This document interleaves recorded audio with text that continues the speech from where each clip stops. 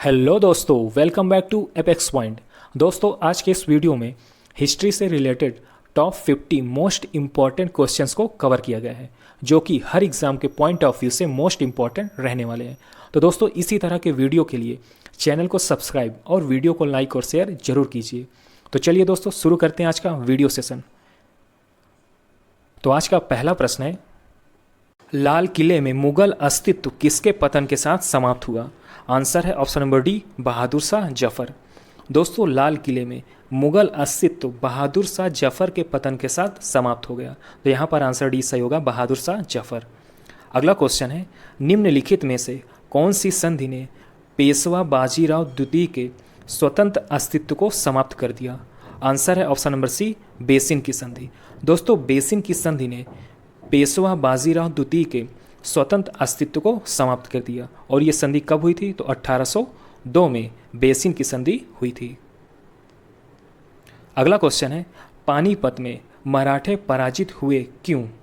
Answer है option number B. दोस्तों, मराठे शक्ति में अफगानों के बराबर नहीं थे, इसी कारण पानीपत में मराठे पराजित हुए। तो यहाँ पर आंसर बी सही होगा।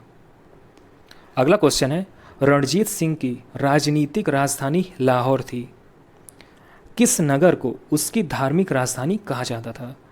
आंसर है ऑप्शन नंबर ए, अमृतसर। दोस्तों, अमृतसर को धार्मिक राजधानी कहा जाता था, जबकि राजनीतिक राजधानी लाहौर थी। तो यहाँ पर आंसर ए सही होगा, अमृतसर। अगला क्वेश्चन है, नाना साहेब के नाम से कौन प्रसिद्ध था? आंसर है option number B, Balaji Bajirao Nana Sahab के नाम से प्रसिद्ध थे। तो यहाँ पर आंसर बी सही होगा, बालाजी बाजीराव। अगला क्वेश्चन है, किस गवर्नर जनरल ने रोपड़ में रणजीत सिंह का बड़े सम्मान के साथ स्वागत किया था? आंसर है option number B, Lord William Bentinck ने रोपड़ में रणजीत सिंह का बड़े सम्मान के साथ स्वागत किया था। तो यहाँ पर आंसर बी सही होगा, लॉर्ड विलियम बेंटिंग। अगला क्वेश्चन है, बड़ा इमामबाड़ा कहाँ स्थित है? आंसर है option number B, Uttar Pradesh की कैपिटल लखनऊ में बड़ा इमामबाड़ा स्थित है। दोस्तों, आप कमेंट सेक्शन में अपना आंसर करिएगा कि उत्तर प्रदेश का सबसे बड़ा शहर कौन सा है क्षेत्रफल की दृष्टि से। अपना आंसर कमेंट सेक्शन में जरूर करिएगा। अगला क्वेश्चन है, मराठा राज्य का दूसरा प्रवर्तक किसे कहा जाता था? आंसर है option number B, Balaji Vishwanath को मराठा राज्य का सेकेंड प्रवर्तक कहा जाता था। तो यहाँ पर आंसर बी सही होगा, बालाजी विश्वनाथ। सिख सेना कहलाती थी? आंसर है ऑप्शन नंबर सी, खालसा। दोस्तों, सिख सेना खालसा कहलाती थी। तो यहाँ पर आंसर सी सही होगा, खालसा। अगला क्वेश्चन है, बहादुर शाह था? तो आंसर होगा सी, अंतिम मुगल शासक था बहादुर शाह। तो यहाँ पर आंसर सी सही होगा, अंतिम मुगल शासक। अंग्रेजों ने भारत में अपनी पहली फैक्ट्री कहाँ स्थापित की? आंसर होगा ऑप्शन नंबर बी, सूरत में। दोस्तों, सूरत में अंग्रेजों ने अपनी पहली फैक्ट्री स्थापित की। सूरत कहाँ है? तो सूरत गुजरात में है। निम्नलिखित में से किस घटना ने ब्रिटिश ईस्ट इंडिया कंपनी को बंगाल सूबे का वास्तविक स्वामी बना दिया? आंसर है ऑप्शन नंबर ए, बक्सर की लड़ाई 1764 ने ब्रिटिश ईस्ट इंडिया कंपनी को बंगाल सूबे का वास्तविक स्वामी बना दिया। दोस्तों, बक्सर की लड़ाई, तो बक्सर की लड़ाई ईस्ट इंडिया कंपनी के हेक्टर मुनरो और मुगल तथा बंगाल के नवाबों के बीच हुई थी। तो यहाँ पर आंसर ए सही होगा, बक्सर की लड़ाई, जो कि 1764 ईस्वी में हुई थी। अंग्रेजों ने निम्नलिखित स्थानों पर जिस क्रम में अपने व्यापार केंद्र स्थापित किए, उनका सही क्रम क्या है? आंसर है option number C, important question है, सूरत, उसके बाद मद्रास, उसके बाद बम्बई और लास्ट में कलकत्ता। तो यहाँ पर आंसर सी सही होगा, ये इंपॉर्टेंट क्वेश्चन है। अगला क्वेश्चन है, निम्नलिखित में से कौन सी भारत में फ्रेंच बस्ती नहीं है? आंसर है ऑप्शन नंबर सी, गोवा। दोस्तों, गोवा भारत में फ्रेंच बस्ती नहीं है। तो यहाँ पर आंसर सी सही होगा, गोवा। पूर्व में पुर्तगालियों का पहला वायसराय कौन था? आंसर है option number C, Francisco de Almeida पूर्व में पुर्तगालियों का पहला वायसराय था। तो यहाँ पर आंसर सी सही होगा, फ्रांसिस्को डी अल्मेडिया। अगला क्वेश्चन है, भारत में सबसे पहले आने वाले और सबसे बाद में जाने वाले कौन थे? आंसर है ऑप्शन नंबर ए, पुर्तगाली ही भारत में सबसे पहले आने वाले और सबसे बाद में जाने वाले थे। तो यहाँ पर आंसर ए सही होगा, पुर्तगाली। अगला क्वेश्चन है, भारत के लिए समुद्री मार्ग की खोज का श्रेय किसे जाता है? आंसर है ऑप्शन नंबर सी, पुर्तगालियों को ही भारत के लिए समुद्री मार्ग खोजने का श्रेय जाता है। तो यहाँ पर आंसर सी सही होगा, पुर्तगाली। अगला क्वेश्चन है, भारत में प्रमुख फ्रांसीसी बस्ती बताइए। आंसर है option number B, Pondicherry Bharat में प्रमुख फ्रांसीसी बस्ती है। तो यहाँ पर आंसर बी सही होगा, पांडिचेरी। अगला क्वेश्चन है, फ्रेंच ईस्ट इंडिया कंपनी का गठन कब हुआ? आंसर है ऑप्शन नंबर सी, 1664। दोस्तों 1664 ईस्वी में फ्रेंच ईस्ट इंडिया कंपनी का गठन हुआ था, 1664। तो यहाँ पर आंसर सी सही होगा, 1664। निम्न में से कौन सा भारत आने वाला पहला अंग्रेज जहाज है? आंसर है option number C, Red Dragon. दोस्तों रेड ड्रैगन ही भारत आने वाला पहला अंग्रेज जहाज है। और यह भारत कब आया? तो 1608 ईस्वी में। कहाँ आया? तो सूरत के बंदरगाह पर आया था। कहाँ आया था? सूरत के बंदरगाह पर, जो कि गुजरात में है। अगला क्वेश्चन है, किस राजा के प्रदेश में पुर्तगालियों ने भारत भूमि पर अपने प्रथम दुर्ग का निर्माण किया? आंसर है ऑप्शन नंबर बी, कोचीन। दोस्तों कोचीन पर पुर्तगालियों ने अपना पहला दुर्ग का निर्माण किया। कोचीन कहाँ है? तो कोचीन केरल में है। तो यहाँ पर आंसर बी सही है, कोचीन, जिसे कोच्चि भी कहते हैं। अगला क्वेश्चन है, अंग्रेजों द्वारा स्थापित प्रथम व्यापार केंद्र कौन सा था? आंसर है ऑप्शन नंबर बी, सूरत। दोस्तों सूरत ही अंग्रेजों द्वारा स्थापित प्रथम व्यापार केंद्र था। तो यहाँ पर आंसर बी सही होगा, सूरत। निम्न में से कौन सा स्थान भारत में पुर्तगालियों का मुख्यालय था? आंसर है ऑप्शन नंबर बी, गोवा।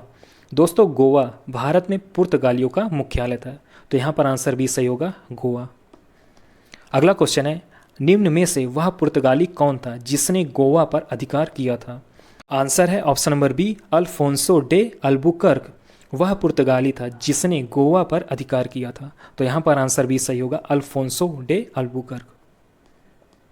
अगला क्वेश्चन है, केप ऑफ गुड होप के रास्ते भारत तक के समुद्री रास्ते की खोज किसने की थी?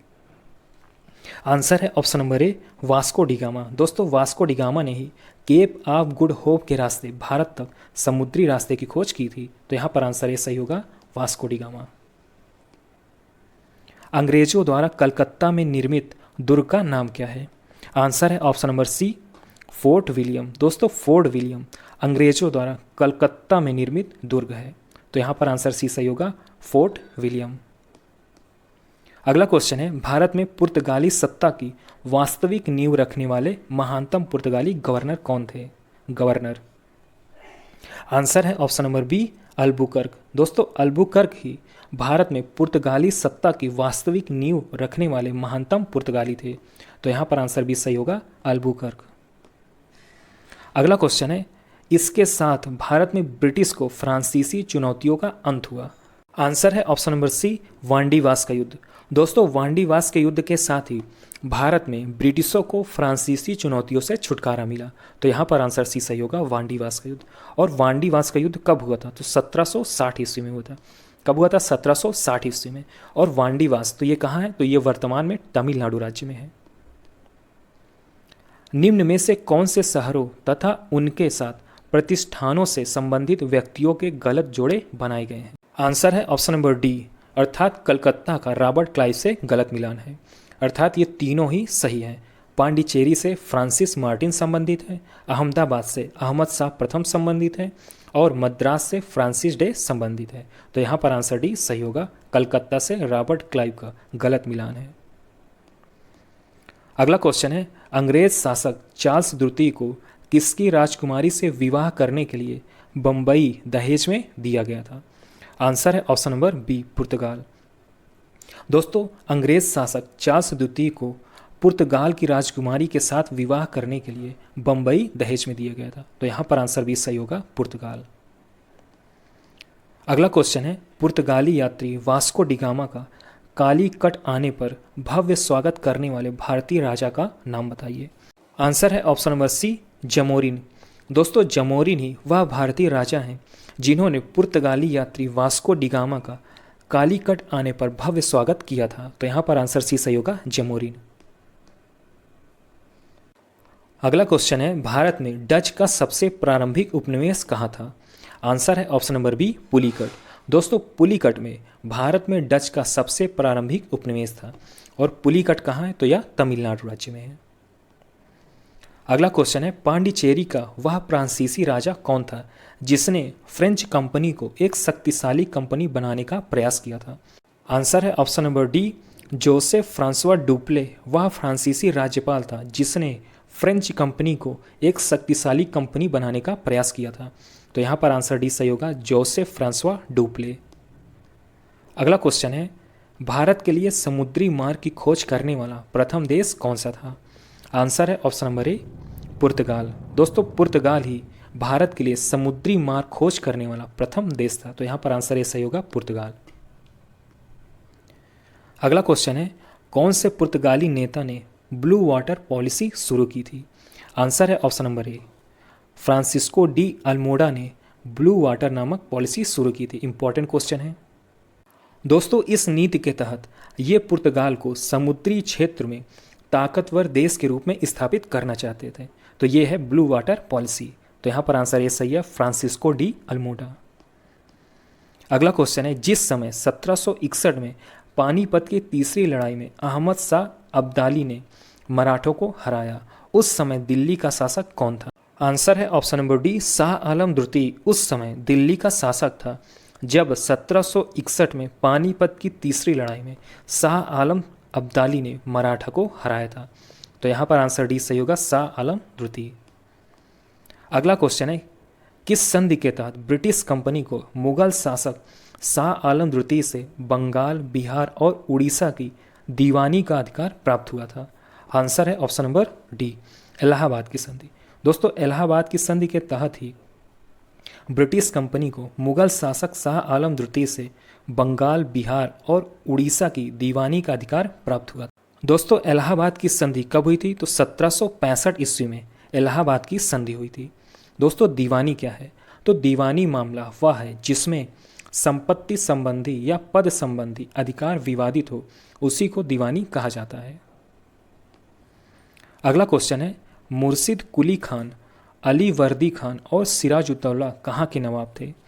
आंसर है ऑप्शन नंबर डी, बंगाल के नवाब।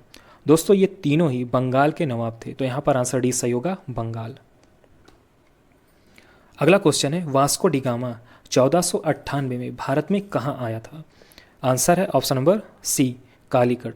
दोस्तों वास्को डिगामा 1498 ईस्वी में कालीकट में आया था। दोस्तों कालीकट, तो कालीकट केरल राज्य का एक नगर और पत्तन है। तो ये पॉइंट नोट कीजिएगा, कालीकट कहाँ है? केरल। अगला क्वेश्चन है, पुर्तगाली की तलाश में आए थे। तो पुर्तगाली किसकी तलाश में भारत आए थे? आंसर है ऑप्शन नंबर सी, मसाले। दोस्तों पुर्तगाली भारत मसालों की तलाश में आए थे। तो यहाँ पर आंसर सी सही होगा, मसाले। अगला क्वेश्चन है, बंगाल में द्वैत शासन तंत्र की शुरुआत किसने की थी? आंसर है option number A, Robert Clive ने बंगाल में द्वैत शासन तंत्र की शुरुआत की थी। तो यहाँ पर आंसर ए सही होगा, रॉबर्ट क्लाइव। अगला क्वेश्चन है, 1857 के विद्रोह के दौरान बहादुर शाह ने इसे साहब ए आलम बहादुर का खिताब दिया था। आंसर है ऑप्शन नंबर सी, बख्त खान। दोस्तों 1857 के विद्रोह के दौरान बहादुर शाह ने बख्त खान को साहब ए आलम बहादुर का खिताब दिया था। तो यहाँ पर आंसर सी सही होगा, बख्त खान।